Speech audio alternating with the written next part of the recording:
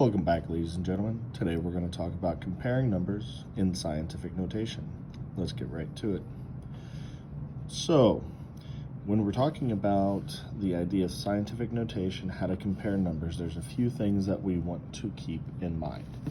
Number one, if you think back to your exponent rules, 10 to the third has to be larger than 10 squared. And that's because this is actually 10 times 10 times 10, which is 1,000, and this is just 10 times 10. No matter what, you're multiplying by more tens here than you are here. So make sure if you're going to compare numbers and they're already in scientific notation, just like these three are, that you're taking into account that you can go ahead and knock some of these out. I already know my apple is going to be a lower number. So this could go one of two ways. We haven't even got to the question yet, but just by looking, either I already know the answer if I need to find the smallest, or I already know one answer it can't be if I'm trying to find the largest. And since these two are the same, yeah, I'm sure you've already hopefully figured out another trick to it, but we're going to work it out also in order to show that our ideas are correct. So let's look at the problem itself. An object with a lesser density than water will float.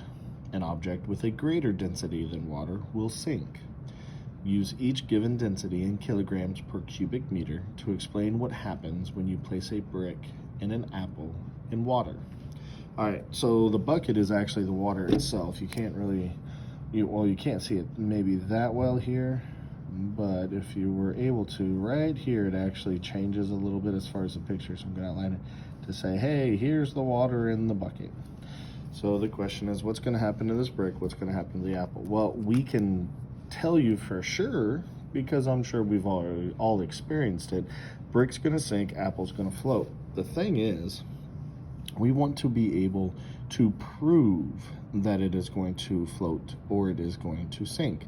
So remember, any object or an object with a greater density than water will sink. So what we're looking for is, do these numbers have a density greater, or do these objects have a density greater? And we can tell that by their density.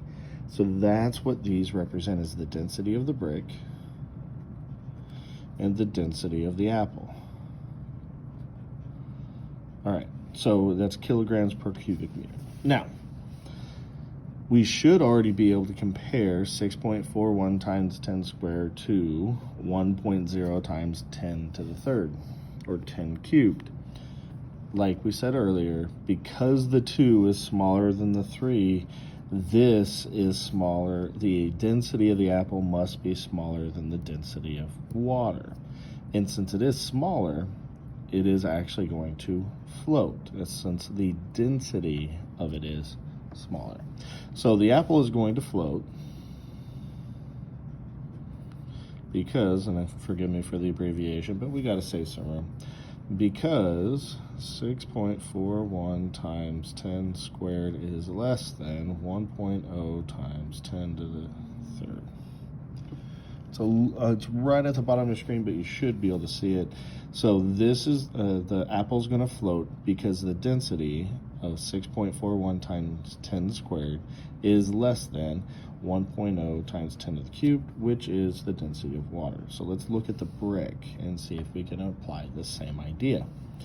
So here's what's going to happen. We have 10 to the cube, 10 to the cube. It's not really, we can't look at 10 to the cube to decide, but once we see that they are the same, now we can just compare the 1.84 and the 1.0, or the factors.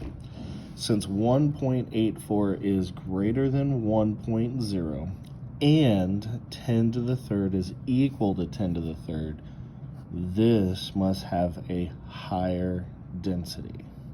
Therefore, since it's a higher density, it is going to sink, because 1.84 times 10 to the third is greater than 1.0 times 10 cubed.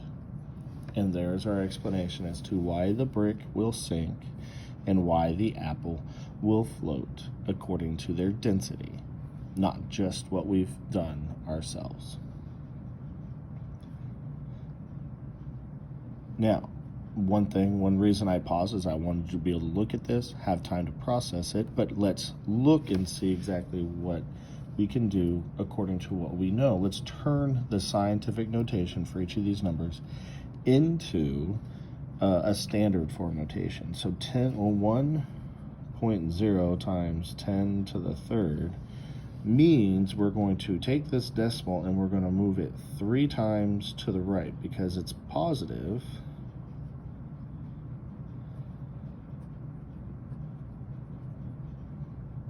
We're going to move it 1, 2, 3 times to the right, filling each one with 0. So that's 1, 0, 0, 0.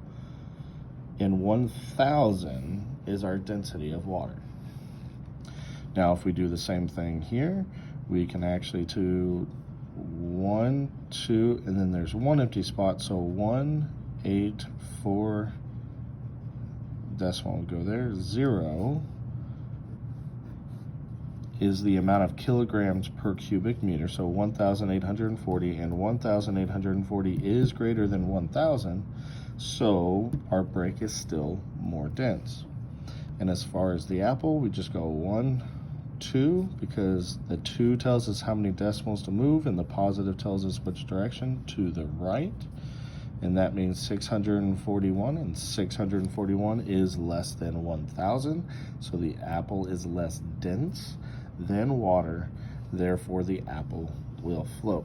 So we got the same response or same conclusion by actually converting our numbers from scientific notation into standard as we did just by looking at the numbers in scientific notation and knowing how to compare them without the extra step of converting them. Now pause the video and copy what is on your screen into your notebook. Now that you're back, anytime you have to rewatch the video for clarity or to remember something, you need to write down what you picked up into your notes. Use arrows, circles, shapes, pictures, whatever else you need to, but add it to your notes to make them yours. Last, ladies and gentlemen, we are learning. And when you're learning, it's about understanding the process, not finding an answer. We'll see you tomorrow.